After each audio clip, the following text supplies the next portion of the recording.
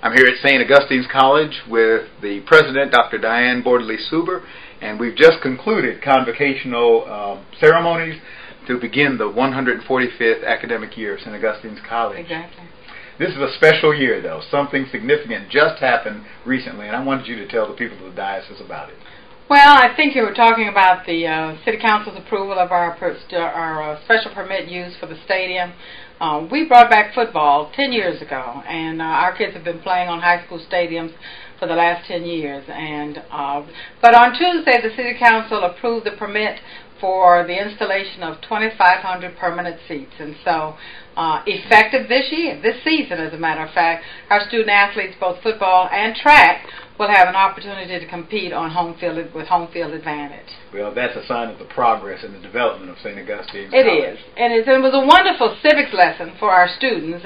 Well, as part of this edition of Please Note, there will be other interview questions with Dr. Suber and other excerpts from the ceremony so that the people of the diocese and those who receive this can learn more about this remarkable school and this remarkable leader. Thank you, my friend. Thank you, Bishop. I'd like to ask you two things, and then we're going to go outside on the campus itself. The first question is about the history, because St. Augustine's College is one of the historically African-American colleges here in our country, an Episcopal college. It has a long and distinguished history, but tell us a little bit about how it was founded and a little bit about its history, and then we're going to go out and talk about St. Augustine's Well, we are actually celebrating the 145th year this year.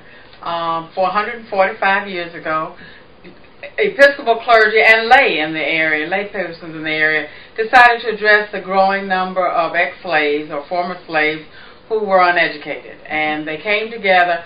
We've got a piece we read that says they built wiser than they knew. They defied the mores and the culture of the time. They came together and said, we have a responsibility to educate the freedmen. And that's actually how the college got started. And Cheshire and Smead Yorks and some of those names that have continued to be prominent in this area were very instrumental in establishing this institution. What about today? How many students are here? Roughly about 1,500 students. The impact of this school is just remarkable, not only historically, but today, and that's what we want to talk about in a minute. You know I love to talk about St. Augustine's College, so. Well, let's go outside and do just that. All righty. Dr. Suber, you said earlier that there are approximately 1,500 students here who are enrolled at St. Augustine. What are some of the academic programs that you have here?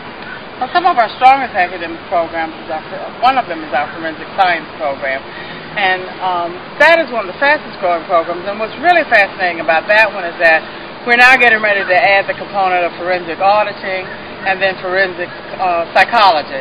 So we'll be able to offer a trilogy in the forensic science, which has some interest for the Homeland Security community. That's one. The real estate property and management program is one of our out-of-the-box programs. And the one we're really excited about is we are in the process of establishing a physician assistance program at the master's level. So we have started that ball rolling, which will be not only a coup for the institution, but will allow us to play a critical role of educating physician assistants for underserved rural and urban communities, and that's where our focus will be. But those programs are programs we're particularly excited about, and they're programs that are kind of out of the box.